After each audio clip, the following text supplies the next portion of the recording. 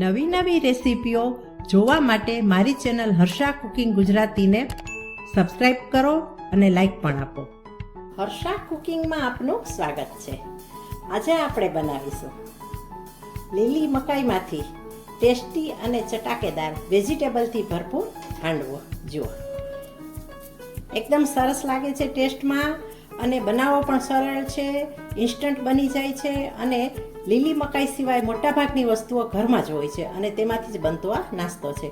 સવારની ચા હોય કે સાંજની ચા સાથે લેવાનો હોય, ઇન્સ્ટન્ટ ગરમ ગરમ લીલી મકાઈનો વેજીટેબલથી ભરપૂર આજે આપણે હાંડવો બનાવીશું.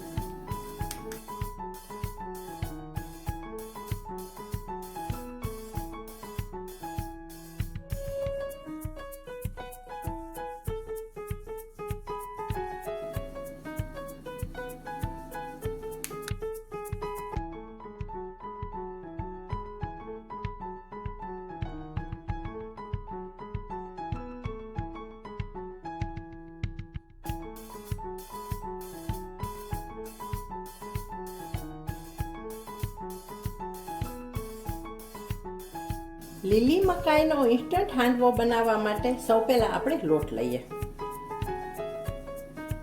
પોણી વાટકી ચોખાનો લોટ, પોણી વાટકી ચણાનો લોટ, બંને લોટ બારીક લોટ છે, અડધી વાટકી રવો. ત્રણેય ઉમેર્યા પછી હવે આપણે અડધી વાટકી ખાટું દહીં ઉમેરી દઈશું. દહીં ઉમેર્યા પછી આપણે મિક્સ કરી લઈએ. આ હાંડવો એકદમ ઇઝી છે, ઇન્સ્ટન્ટ બને છે અને આથો આપવાની પણ જરૂર નથી અને બને છે તો એટલો જોરદાર કે બધાને પસંદ પડે એવો. દહીં નાખીને મિક્સ કર્યા પછી હવે આપણે પાણી એડ કરી અને લોટ તૈયાર કરીએ.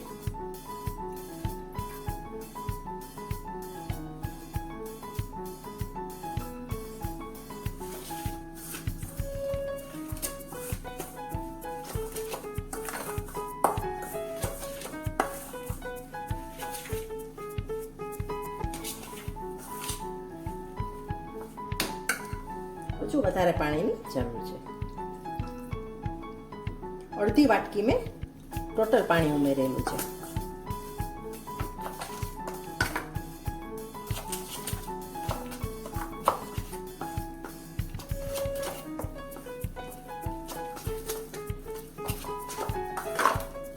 બધું સારી રીતે મિક્સ કરી દઈએ અને અડધો કલાક આપણે રેસ્ટ આપી દઈએ, જેથી જે રવો છે એ લોટની અંદર ફૂલી જાય ને હાંડવા માટેનું બેટર હાંડવો બનાવવા માટે પરફેક્ટ તૈયાર થઈ જાય. ઢાંકીને હવે આપણે અડધો કલાક ઢાંકી મૂકીએ. આ માટેનું બેટર આપણે રેસ્ટ માટે રાખ્યું છે, ત્યાં સુધી આપણે બીજી તૈયારી કરી લઈએ. અહીં મેં એક સ્વીટ કોર્ન એટલે કે અમેરિકન મકાઈ લીધી છે, તેના દાણા કાઢી અને તેની આપણે એક પ્યુરી બનાવી લઈએ. મકાઈનો આખો ડોડો આપણે યુઝ કરીશું, કારણ કે આ ઢોકળા આપણે ઇન્સ્ટન્ટ લીલી મકાઈના બનાવવાના છે.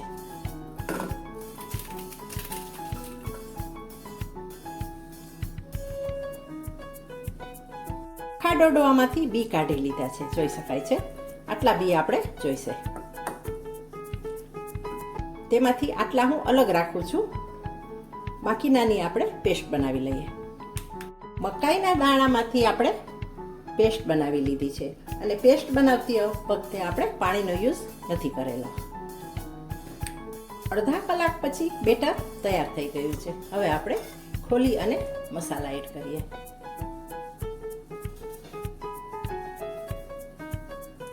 જુઓ, બેટર અત્યારે આ રીતે ઘાટું છે. હાંડવાનું બેટર આછું નથી રાખવાનું, ઘાટું જ રાખવાનું છે.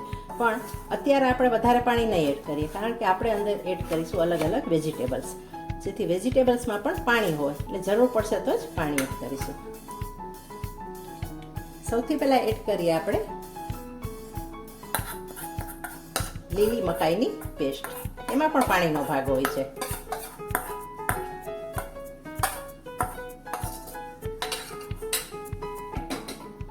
ત્યાર પછી ઉમેરીએ આપણે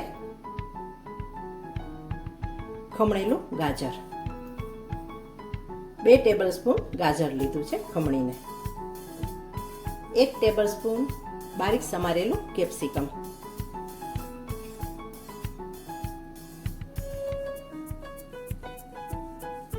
2 ટેબલસ્પૂન ખમણેલી દૂધી,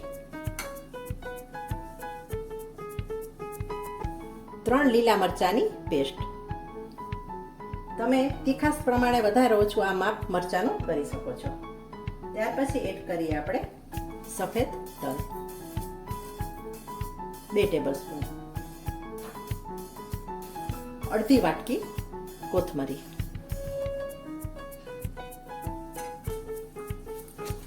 શાકભાજીને પહેલા આપણે મિક્સ કરીએ અને ત્યાર પછી આપણે મસાલા એડ કરીશું.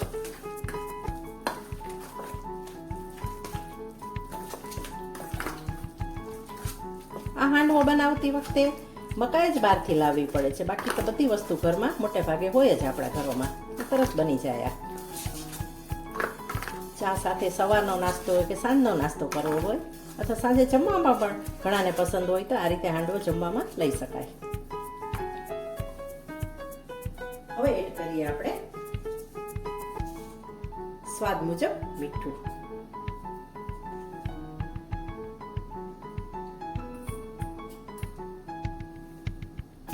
અડધી ટીસ્પૂન હળદર, 1 ટીસ્પૂન મરચાંની ભૂકી,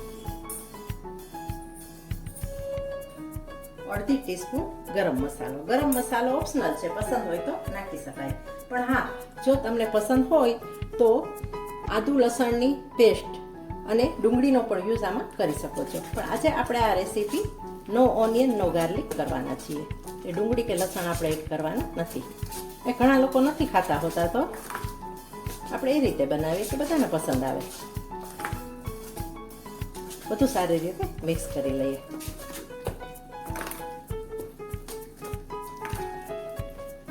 જુઓ, હવે આ હાંડવાના બેટરમાં પાણી ઉમેરવાની જરૂર નથી. પરફેક્ટ જાડું બેટર તૈયાર છે.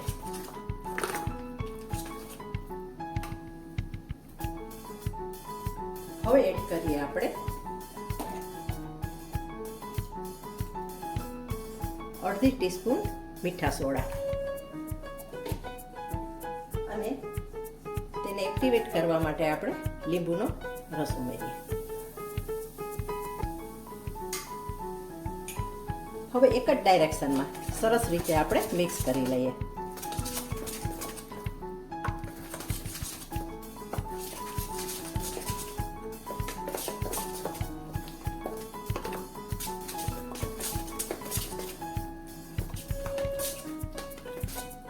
હાંડવો બનાવવા માટેનું બેટર તૈયાર છે.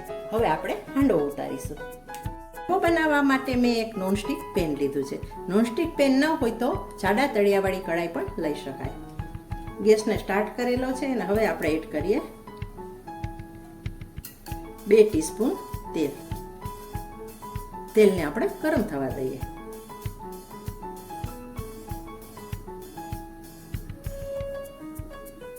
તેલ ગરમ થાય એટલે આપણે અડધી ટીસ્પૂન રાઈ એડ કરી દઈએ, અડધી ટીસ્પૂન જીરું એડ કરી દઈએ, અડધી ટીસ્પૂન હિંગ એડ કરી દઈએ, મીઠા લીમડાના પાન એડ કરી દઈએ,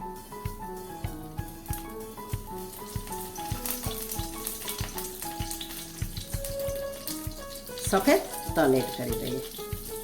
ગેસને અહીં સ્લો જ રાખીએ અને હવે આપણે હાંડવાનું બેટર ઉમેરીએ. નાના મોટા જેવડી સાઈઝના કરવા હોય તેવડા કરી શકાય, પેન ઉપર ડિપેન્ડ છે. તમને બહુ મોટું પેન હોય ને મોટો કરો તો મોટો થઈ શકે અને મોટા પેનમાં નાના નાના કરવા હોય તો થઈ શકે, જેવી જેની પસંદ.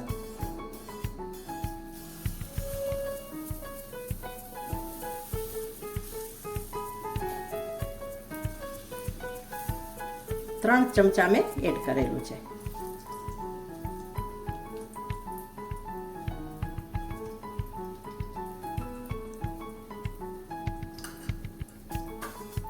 હવે ઉપર આપણે સફેદ તલ ઉમેરીશું. મકાઈના દાણા જે આપણે અલગ રાખેલા હતા તે પણ આ રીતે થોડા થોડા અંતરે એક બે મૂકી દેશું. અને દેખાવ સુંદર આવે તેના માટે ખમણેલું થોડું એવું બીટ મૂકી દેશું. દેખાવ પણ સરસ આવે.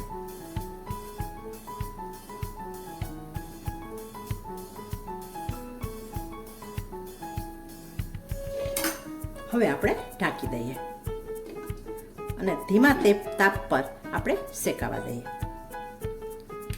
4 મિનિટ પછી જોઈ લઈએ. જુઓ, ઉપરની સપાટી ડ્રાય થઈ ગઈ છે એટલે નીચે પણ સારી રીતે કૂક થઈ ગયો છે. અને જુઓ કેટલો સરસ હાંડવો આપણો ફૂલ્યો છે. હવે આપણે સાઈડ ચેન્જ કરી લઈએ.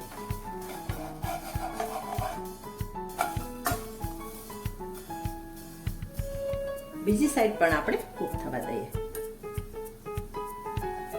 થોડું આપણે તેલ ઉમેરીએ એટલે સૂકો ન લાગે, ખાવામાં સરસ લાગે.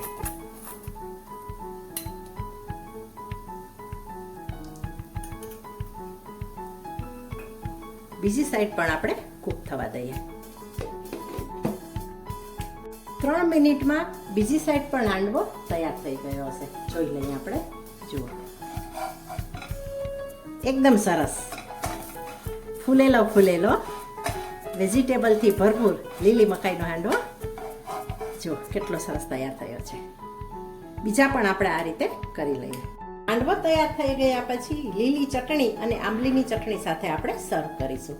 તમે ચા સાથે કે ટોમેટો કેચઅપ સાથે એન્જોય કરી શકો છો. ઉપરથી કુરકુરો અને ક્રન્ચી અને અંદરથી સોફ્ટ, એકદમ સરસ ટેસ્ટી મજેદાર હાંડવો બનીને તૈયાર થઈ ગયો છે. જોઈ શકાય છે.